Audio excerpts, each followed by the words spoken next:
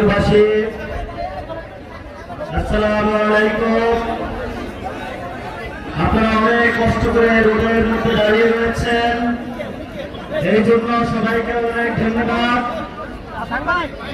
চাঁদপুরের এনসিপি, যুবশক্তি, শ্রমিক ইউনিয়ন নেতৃবৃন্দ যারা এখানে কষ্ট করে উপস্থিত হয়েছেন, সবাইকে আমার অন্তঃস্থল থেকে লাল সালাম জানাচ্ছি। এবং যারা চাঁদপুরবাসী রয়েছেন, আপনারা যে আজকে সবাই এখানে উপস্থিত হয়েছেন সংস্কার, বিচার এবং নতুন সংবিধানের দাবিতে, আমাদের মনে নতুন একটি আশার সঞ্চার করে।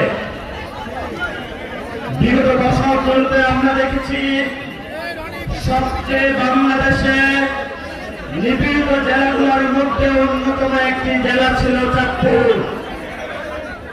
দল মত নির্বিশেষে চাঁদপুরের অসংখ্য মানুষকে গুম করা হয়েছে, খুন করা হয়েছে।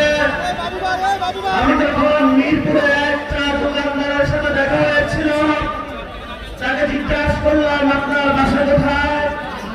সে একটি রাজনৈতিক দলের কর্মী ছিল।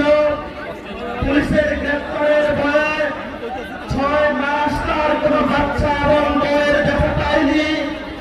মিরপুর কমার্স কলেজের সামনে এসে একটি চা দোকান দিয়ে ঢাকা শহরের মধ্যে পালিয়ে বেরিয়েছিল। এমন অসংখ্য চাঁদপুর তরুণ তরুণীর গল্প রয়েছে। এখানে যে বিএনপি রয়েছে, জামাত রয়েছে, গণ অধিকার রয়েছে, অন্যান্য সকল দলের যারা সহযোগিতা রয়েছেন, কর্মীরা রয়েছেন, বিগত দশকগুলোতে প্রত্যেকের কোরবানির ইতিহাস এবং রয়েছে। আমরা চাঁদপুরের মধ্যে কোনো দলাদলি বিভেদ করতে চাই না, কিন্তু চাঁদপুরের মধ্যে কোনো চাঁদাবাজদেরকেও আমরা প্রশ্রয় দিব না। চাঁদপুরের মধ্যে কোনো আমরা সন্ত্রাসকে প্রশ্রয় দিব না। চাঁদপুরের মধ্যে আমরা কোন বালু দখলদারিত্বকে প্রশ্রয় দিব না। প্রিয় চাঁদপুরবাসী, এই মাটিতেই জন্ম হয়েছে, এই মাটি থেকে পৃথক করার সাধ্য একমাত্র আল্লাহ তাআলার মৃত্যুর মাধ্যমে এই মাটিতে আমি প্রতিষ্ঠিত হব। কেউ যদি ষড়যন্ত্র করে আমাদেরকে বারবার হত্যা করতে আসে, খুন করতে আসে, ততবার আমরা আবার জেগে উঠে বলব, বাংলাদেশের আর কোন ফ্যাসিস্ট খুনি হাসিনার মতো স্বৈরাচার আমরা কায়েম করতে দিব না, দিব না, দিব না ইনশাআল্লাহ। আমার চাঁদপুর, তরুণ তরুণীর চাঁদপুর, নদীমাতৃক জেলা চাঁদপুর। আপনারা জানেন নদী ভাঙ্গনে অনেকগুলা ফ্যামিলি নদীর তলে তলিয়ে গিয়েছে। কিছু বালু খোকা যারা বালু তোলার কারণে আজকে এই পর্যন্ত অসংখ্য পরিবার তাদের বিছানাতে হারিয়ে বিভিন্ন জায়গায় ছন্ন বিচ্ছিন্ন জীবন যাপন করছে। তাদের চোখের দিকে তাকিয়েও হলো আপনারা আল্লাহর হস্তে চাঁদপুরকে রক্ষার জন্য বিভিন্ন এইসব ধ্বংসাত্মক কার্যকলাপ থেকে নিজেদের বিরত রাখুন। প্রিয় চাঁদপুরবাসী, আমরা আজকে এখানে উপস্থিত হয়েছি একটি শোকের মধ্য দিয়ে। আমাদের ট্যাক্সের টাকায় যে বিমান আমাদের নতুন প্রজন্মকে রক্ষা করার কথা, সেই বিমান দিয়ে আমাদের বাচ্চাদের উপরে স্কুলে ধ্বংসস্তূপে পরিণত হয়েছে।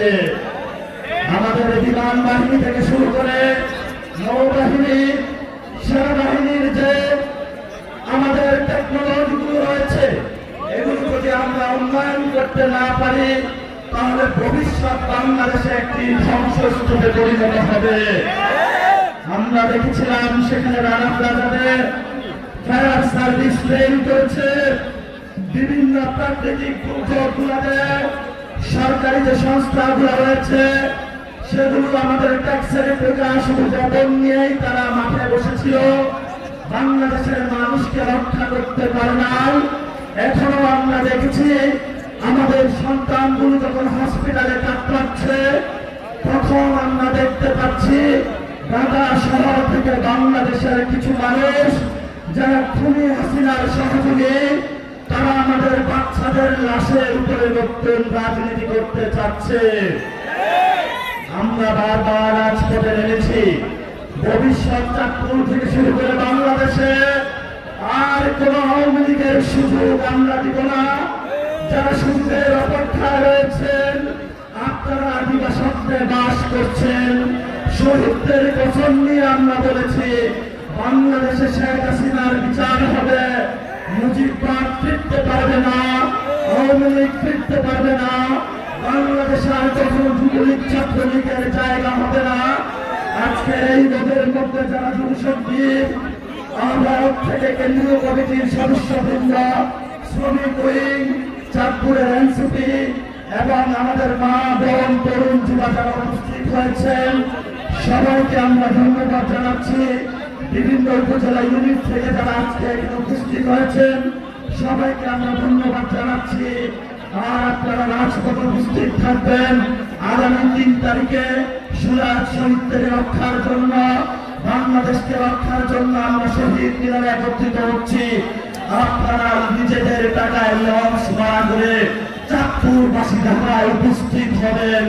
বাংলাদেশে শেখ হাসিনার প্যারেকে আমরা লাস্ট প্যারেকের মধ্য দিয়ে নতুন ইতিহাস ঢাকা শহরে আমরা রচনা করবো ইনশাআল্লাহ।